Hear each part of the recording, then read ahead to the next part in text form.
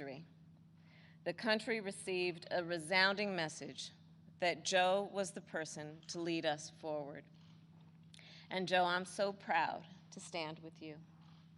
And I do so mindful of all the heroic and ambitious women before me, whose sacrifice, determination, and resilience makes my presence here today even possible.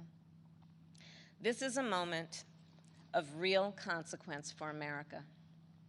Everything we care about, our economy, our health, our children, the kind of country we live in, it's all on the line.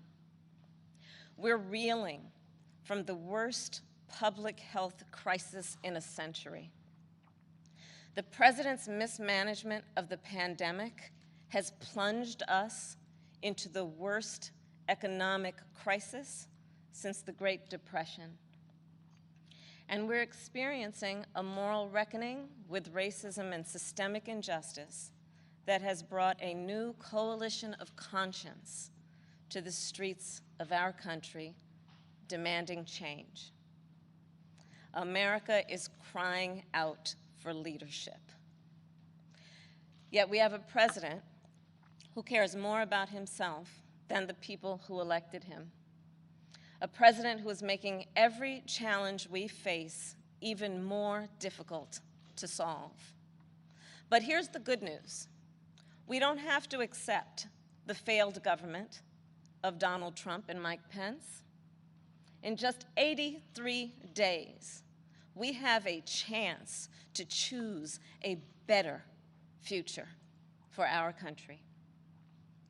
So, Joe, Dr. Biden, thank you for the trust you've placed in me.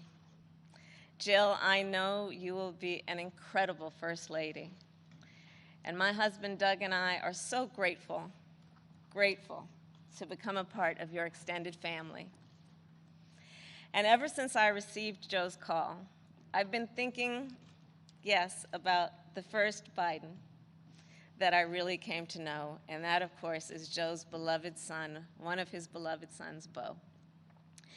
In the midst of the Great Recession, Beau and I spoke on the phone practically every day, sometimes multiple times a day, working together to win back billions of dollars for homeowners from the big banks of the nation that were foreclosing on people's homes.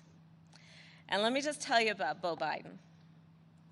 I learned quickly that Beau was the kind of guy who inspired people to be a better version of themselves.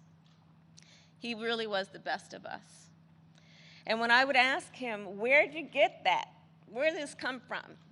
He'd always talk about his dad. And I will tell you, the love that they shared was incredible to watch. It was the most beautiful display of the love between a father and a son. And Beau talked about how Joe would spend 4 hours every day riding the rails back and forth from Wilmington to Washington so he could make breakfast for his kids in the morning and make it home in time to tuck them in bed each night. All of this so 2 little boys who had just lost their mom and their sister in a tragic accident would know that the world was still turning. And that's how I came to know Joe.